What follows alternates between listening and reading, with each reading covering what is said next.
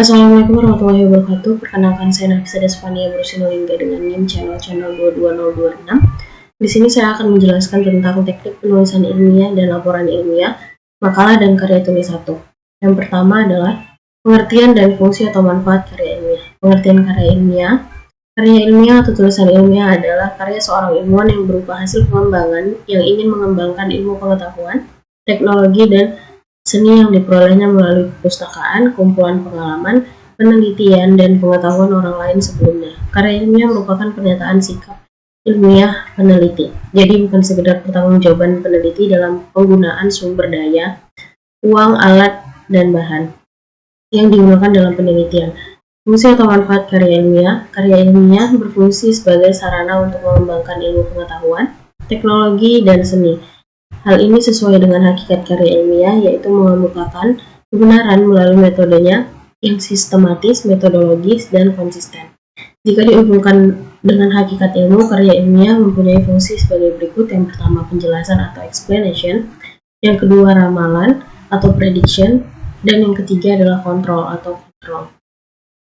Yang kedua, ciri-ciri karya ilmiah. Menurut Ahmad, mengklasifikasikan ciri karya ilmiah adalah sebagai berikut. Yang pertama, logis, artinya segala keterangan yang disajikan dapat diterima oleh akal sehat.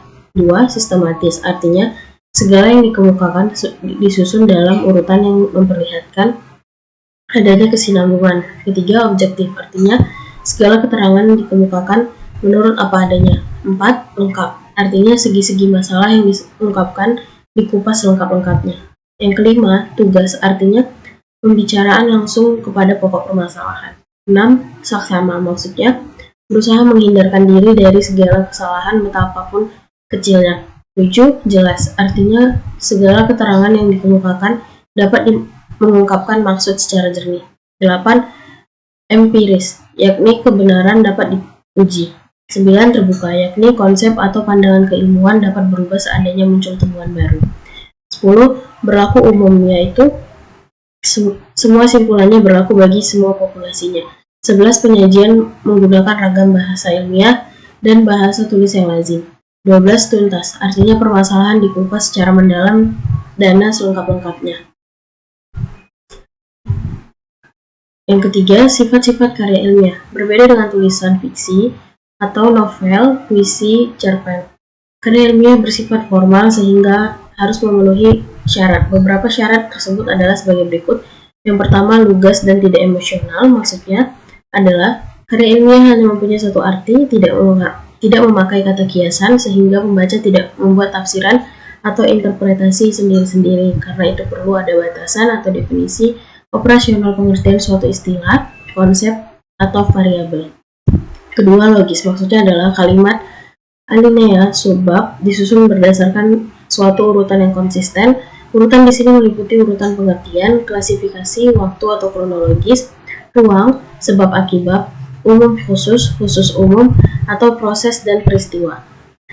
Ketiga, efektif. Maksudnya adalah baik alinea atau subbab harus menunjukkan adanya satu kebulatan pikiran, ada penekanan, dan ada pengembangan. Keempat, efisien. Maksudnya adalah hanya mempergunakan kata atau kalimat yang penting dan mudah dipahami. Yang terakhir, ditulis dengan bahasa Indonesia yang baku. Kemudian, tips penulisan karya ilmiah. A. Mengatasi persoalan psikologis. Sebelum dipaparkan tips menulis karya ilmiah, ada baiknya kita mengingat bahwa kalimat yang disampaikan oleh De Potter dalam bukunya bahwa sebenarnya percaya atau tidak, kita semua sebenarnya adalah penulis. Namun bila sampai saat ini kita belum dapat menuangkan ide atau gagasan kita dalam sebuah tulisan, lebih disebabkan oleh persoalan psikologis dalam diri penulis. Ada beberapa tips mengatasi persoalan psikologis yang muncul dalam diri kita, yakni dengan 3M. Yang pertama, memunculkan rasa percaya diri. Yang kedua, membangkitkan semangat memulai. Dan yang ketiga, menuntaskan sampai akhir. B. Menguasai kalimat efektif. Kalimat efektif adalah kalimat yang dapat mengungkapkan gagasan sesuai dengan yang diharapkan oleh si penulis atau pembaca, menurut Sasangka dan Wisnu. Artinya, kalimat yang ditulis penulis atau pembicara harus dapat digunakan untuk mengungkapkan gagasan, maksud, atau informasi kepada orang lain secara lugas sehingga gagasan itu dipahami secara sama oleh pembaca atau pendengar. Untuk itulah kalimat efektif harus berincikan kelugasan, ketetapan, dan kejelasan di samping ciri lain seperti kehematan dan kesejajaran.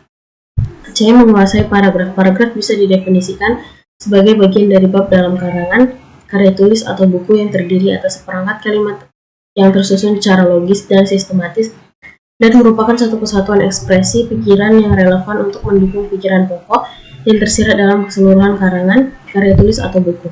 Yang pertama, unsur pembangun paragraf. Unsur pembangun paragraf merupakan sejumlah unsur atau aspek yang digunakan untuk membentuk atau membangun paragraf secara logis, sistematis, utuh, dan padu. Adapun unsur pembangun paragraf yang dimaksud adalah yang pertama, kalimat topik atau utama. Kalimat topik atau kalimat utama adalah kalimat yang di dalamnya berisi gagasan, topik, masalah yang dibicarakan dalam sebuah paragraf. Jumlah kalimat topik dalam sebuah paragraf yang ideal adalah 1, sedangkan letak kalimat topik dalam sebuah paragraf bisa di awal, tengah, maupun di akhir paragraf. Yang kedua, kalimat penjelas atau kalimat pengembang. Kalimat penjelas atau pengembang merupakan kalimat yang menjelaskan atau mengembangkan kalimat topik. Jumlah kalimat penjelas yang ideal tentunya lebih dari 1. Penjelas atau pengembangan harus memperhatikan aspek keruntutan, kelogisan, keterkaitan, dan kepaduan.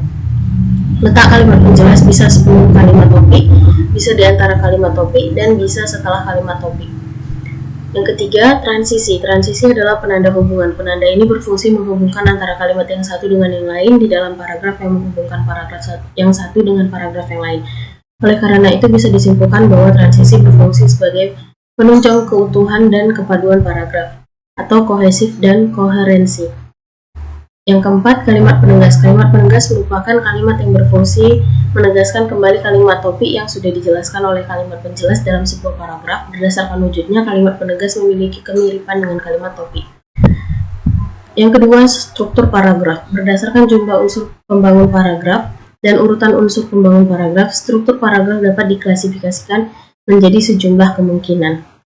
Sekian penjelasan dari saya. Terima kasih. Wassalamualaikum warahmatullahi wabarakatuh.